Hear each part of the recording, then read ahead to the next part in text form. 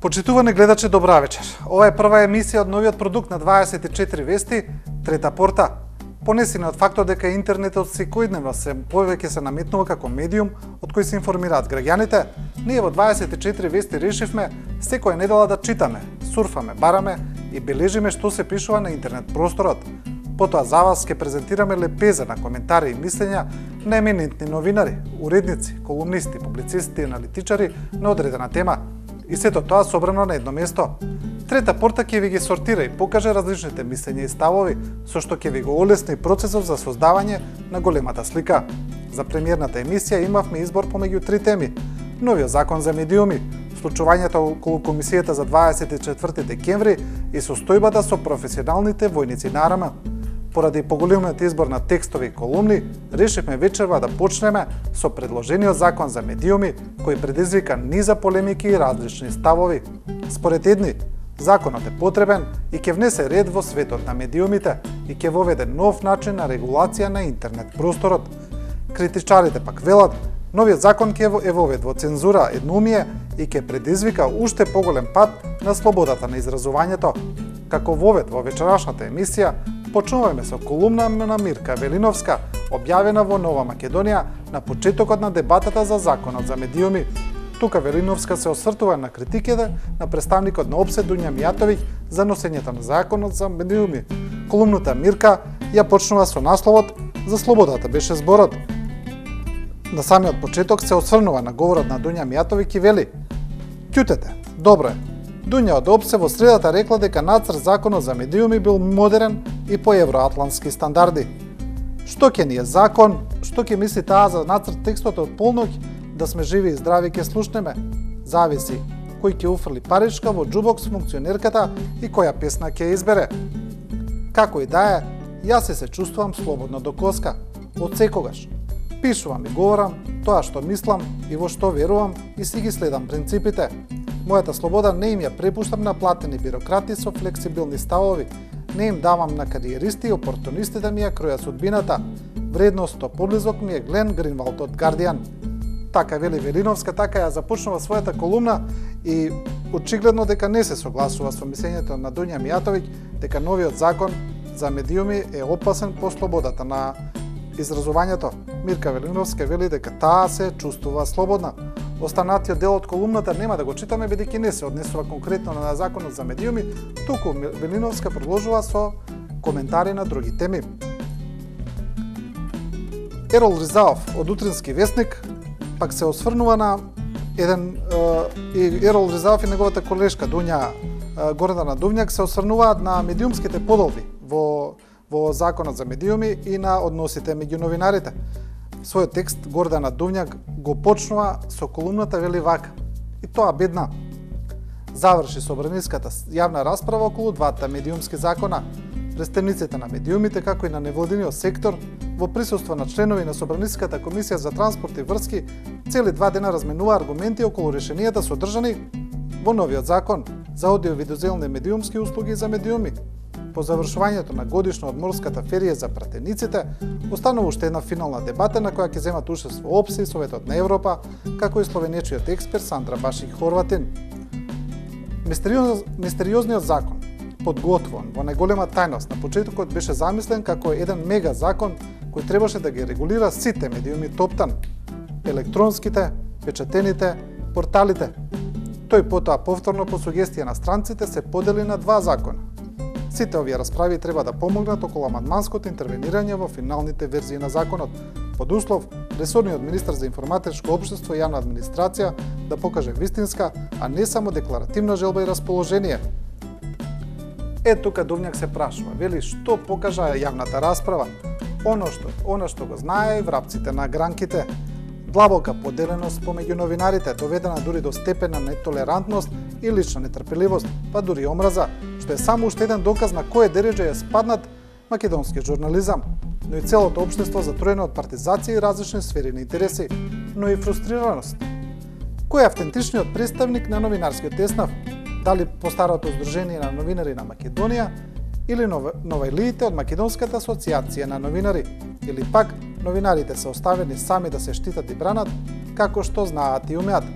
Тука Дувњак се осврнува на конкретните поделби меѓу новинарските здруженија, од кои едното здружение се залага дека закон за медиуми воопшто не е потребен. Тоа е постарото здружение на новинари на Македонија, но сепак вели подобре да се интервенира амандмански кога веќе се носи закон, тој да се донесе како што треба, додека ново формираното здружение МАН вели закон за медиуми е потребен, но тие не се согласуваат со некои казни и одредби во законот.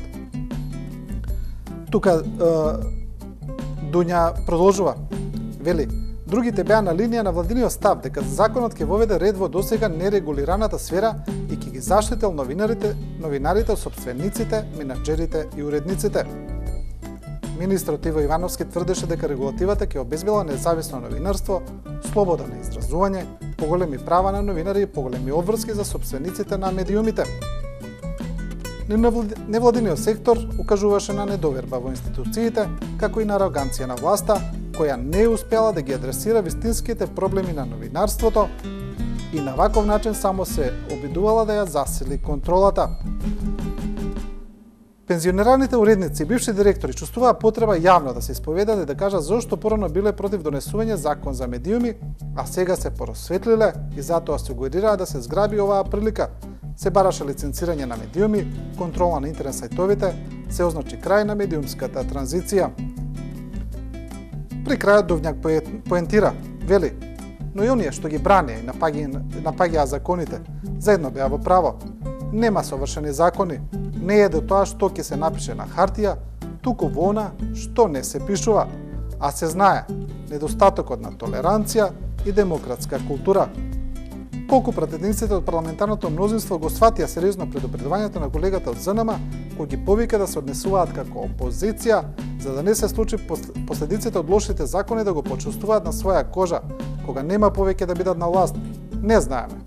Зашто тешко на онаа држава без слободно новинарство и судство. Сега ќе се вратиме на колумната на доајенот на македонското новинарство, тоа е Ерол Ризаов од Утренски вестник, кој исто така се осврнува на законот за медиуми и кој главен акцент во својата колумна и му дава на предлогот за лиценцирање на медиумите. Именно тој предлог дојде од одредени новинари кои велат дека за да се стави крај во хаосот меѓу новинарите, тие треба да се лиценцираат, треба да имаат лиценци. Но тука отворено прашање се поставува: кој ќе ги издава тие лиценци? Врз кој критериум? Дали сегашното здружение на новинари или ново формираното здружение? Дали можеби тие лиценци ќе ги издава некоја владина агенција и на таков начин ќе се некое регулаторно тело ќе може да одлучува кој ќе биде новинар, а кој нема да биде. Својата колумна Ризалов ја почнува со наслов "Ем лиценцирани, ем лустрирани, ем лиценцирани". Тој вели: сите веќе знаат кои новинари не смеа да бидат лустрирани, лиценцирани, казнувани, осудувани за ништо додека е оваа власт. Новинарството се уште се надева и чека власта да го реши најголемиот проблем на медиумите – недостигот од слобода. Се разбира дека од тоа нема ништо без борба. Со амин на владата при сегашните неравноправни односи на силите може да се добијат само медиумски закони по мерка на големите достигнувања на нашиот журнализам и нашата демократија на светските релевантни ранглисти некаде на светското дно. Има добри шанси да бидеме и првите новинари на светот што ќе бидат атестирани и ќе можат да работат слободно со лиценца за подобност. Одлични се изгледите, пак да се отвори ловот на новинари кодиши и да се острани се што и брмчи на власта како здодевна мува, кога таа дреме попладне како бронзен лав на Скопскиот плоштад. Мудра политика на владата и незините медиумски следбеници ќе ни овозможи да бидеме ем просветлени, ем лиценцирани, ем да се движиме по линијата на законите. Тука колегата Ризаов се служи со очигледна иронија во однос на овој предлог и продолжува, вели: со досегашните закони за време на една иста влада од 2008 година до денес искачевме на пристојно и веќе недостижно 34-то место од 2009 година до 130-та скала високо меѓу полуслободните земји и тврдите диктатури во 2013 година. Како што паѓаа реформите, се редеа неуспесите и растеше сиромаштијата, така растеше и односот Така растеше нашиот рейтинг на лошо и контролирано новинарство кое грубо манипулира со јавноста, ги сатанизира со јазик на омрз и ги прогласува за државни непријатели критичарите на владата. Ке тече многу вода по вартата дека не ни текне на сите дека нивото на демократија и демократска традиција, политичка општа и комуникацијска култура го прават многу повеќе слободно целото општество, па и новинарите, отколку законите. Ризалов продолжува со критика на предлогот за лиценцирање на новинарите, аргументира зошто тоа не е добро и вели, тука се осврнува на странските експерти, па продолжува вели, се разбира и гостите од Европа, како и сите домашни аналитичари и новинари на оваа тема, уште од првиот ден пред неколку години кога ја отвори Стојан Андов, неседурените татко на македонската илустрација кажаа стотици пати, напиша илјадници текста дека сите што потпишале соработка со тајната полиција биле од идеолошки, било од материјални или кариеристички причини треба да бидат лустрирани, а досијата во рамките на законот да бидат отворени. Најголемиот дел од новинарите уредно самите се прејавија да го поминат тој филтер на прочистување, иако законските одредби не беа во согласно со уставот. Неколку новинари веќе се лустрирани, но поради нивната неекспонираност во јавноста и во сегашната политичка пресметка, тоа не предизвика поголемо внимание и спектикуларност. Тука Ризалов, значи, се осврнува и на лустрацијата на новинарите. Во на сосема неочекуван момент најде целата дебата кога среде сите дилеми што се јавија во јавноста, дојде и соопштение од Европската мисија во Скопје, која обично е воздржана во своите коментари и соопштенија и која реагира само кога чувствува дека има таква потреба. Во овој момент комисијата не се знае точно зошто реагира. Дали на наводите кои излегува во јавноста дека овој закон се носи по барање на Европа или поради нешто друго, но според тонот на соопштението, Европската комисија упатува дека законот за медиуми кој се носи во Македонија не е дел од европските обврски на Македонија, туку се носи поради одлука на автономна одлука на македонските власти и дека тука нема ништо спорно, но веројатно само сака да укажа дека законот не е обврска и на крајот сепак вела дека не треба да се брса со носењето на законот. Во соопштението на Европската мисија во Скопје се вели вака: новите закони за медиуми се носат по иницијатива на власта, а не по барање на Европската комисија. Подготовката на новите закони за медиуми што ќе го заменат постојниот закон за радиодифузија почнал во 2011 година на иницијатива на националните власти, а не на специфично барање на Европската комисија. За делот, пак од предложеното законодавство што се приспособува со директивата на ЕУ за аудиовизуелни и медиумски услуги, Европската комисија обезбеди на владата независна техничка експертиза во 2011, 2012 и 2013 година. Од ЕУ делегацијата во Скопје вела дека гарантирањето на слободата на изразување и на другите фундаментални права е услов за една земја да се придружи на ЕУ. Но за тоа, кога и како точно треба да се реформира законодавството и медиумите во земјата одлучуваат националните власти и чинители. Што се однесува до процесот, Европската комисија беше јасна уште на почетокот дека владата треба да го обезбеди потребното време да се осигура дека предложените закони се во линија со европските стандарди и на добрите практики и дека консултациите со релевантните заинтересирани страни се инклузивни и можни. Воедно, од ЕУ делегацијата посетуваат дека покрај овие закони следниот годишен извештај од Европската комисија ќе оценува и други важни прашања поврзани со медиумското обкружување во земјата. Во соопштението се појаснува дека не постојат задолжителни закони за влез во Унијата што се однесуваат на слободата на медиуми. Тука Унијата веројатно и препорачува да не се брза со донесувањето на овој закон.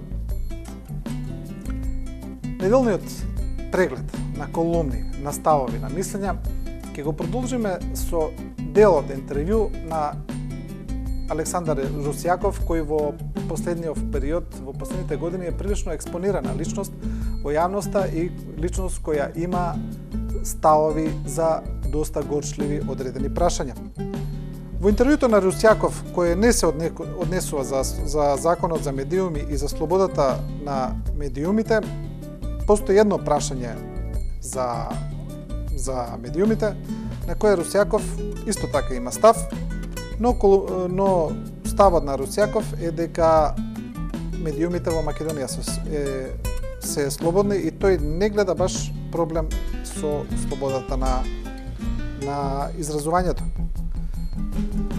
Значи, ставот на прашањето за Русјаков од порталот Прес 24 вели вака: ако треба да ја оцените слободата на медиумите на скалата од 1 до 5, која оценка според вас е најреална? Русјаков тука одговара: не е проблемот во слободата на медиумите, туку во самите медиуми и во нивните човечки ресурси, новинарите. За да зборуваме за медиумска слобода, најпрво треба да имаме барем некаков квалитет. Ако зборуваме за кич, неквалитет, просечност, неписменост, мизерност, беда, печуркаство, тогаш медиумската слобода кај нас заслужува највисока оценка. Значи, Русјаков заклучува дека не е проблемот во слободата на медиумите, туку во самите новинари кои не си ја вршат работата како што треба и според тоа најверојатно предонесуваат во Македонија да нема добри оценки за слободата на мислење. Неделниот преглед го продолжуваме со колумна која исто така се однесува на законот на медиуми, објавена од професорката Фросина Ременски, која неодамно влезе и во политиката, како што е познато во јавноста, таа стана подпредседател на опозицијската СДСМ, но колумната тука е напишана од нејзино лично име како професор и вели кому му олеснува заменувањето на новинарите. Ременски исто така го критикува законот и вели дека во Македонија тешко е да се остане рамнодушен и толерантен на случувањето со слободата на медиумите, објективноста и професионалноста во новинарството, автоцензурата на новинарите. Тука посочува дека скоро сите меѓународни организации кажале лоши оценки за слободата, но сепак овде вели дека нема толкава силен гласот на новинарите. Издружението на новинари што може да ја разбуди длабоката заспаност и тапост на власта за потребата конечно да ги тргне рацете од новинарите, нивната професија и медиумскиот простор. Понатаму, Фросина исто така Ременски го критикува начинот на донесување на законот за медиуми, а во својата колумна го спомнува и затворањето на новинарот на Нова Македонија Томислав Кежаровски. Прегледот го продолжуваме со една интересна колумна која не е објавена баш минатата недела, но сепак е објавена на почетокот на законот, а ќе ја спомнам за тоа што е напишана од некогашниот директор на тогашниот медиумски гигант Нова Македонија, Панде Колемишевски, во која господинот Колемишевски го брани носењето на законот за медиуми и вели дека тој е потребен. Тој колумната ја насловува, вели слобода или цензура, прашање е сега. Колумната почнува со дебата.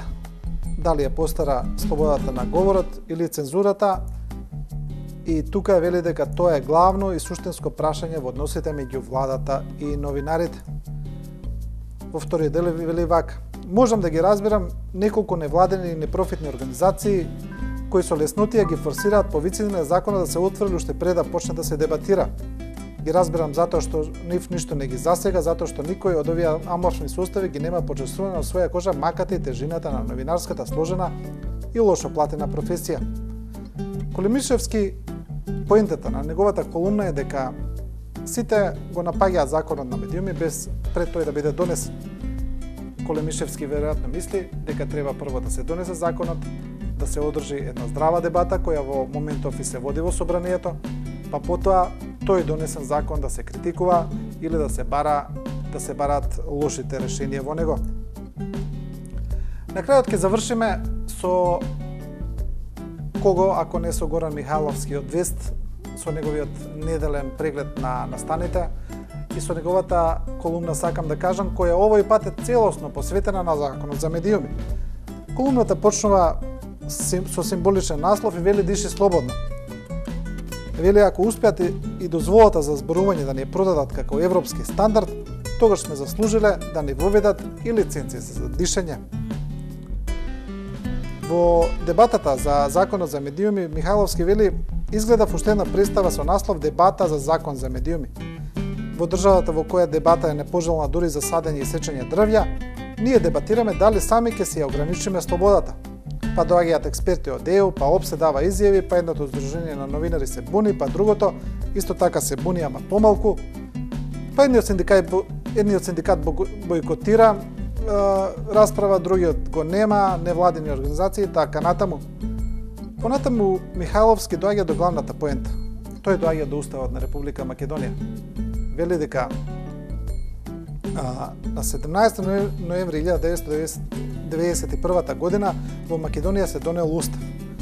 Во тој устав јасно се вели што е дозволено, што не е и што се основни права на луѓето и на граѓаните. Слободата на говорот, цензурата. Слободата на говорот е апсолутно дозволена, докато цензурата е забранета со устав. Па вели, смели да се зборува во оваа држава, смее. Смели да се пишува, смее. Смели да се зборува и да се пишува, смее. Смели секој што сака да се отвори медиум за зборување и пишување, смее според уставот. Па вели, ако веќе сме наумиле да го регулираме зборувањето и пишувањето, и за тоа мора да се бара дозвола. Тогаш пред да го донесат законот, нека го сменат уставот, всушност, зошто да го менуваат, нека го укинат. Со колумната на Горан Михайловски ја завршуваме оваа емисија, го завршуваме прегледот на станите. Ова беше вечерашната премиерна емисија Трета порта. Подсетуваме, предлози беа случувањето околу комисијата за 24 декември, проблемите на војничките здруженија, но сепак избор беше Законот за медиуми поради богатството на објавени ставови. Вие останете со програмата на 24 вести, а Третата порта следете ја секоја среда во овој термин.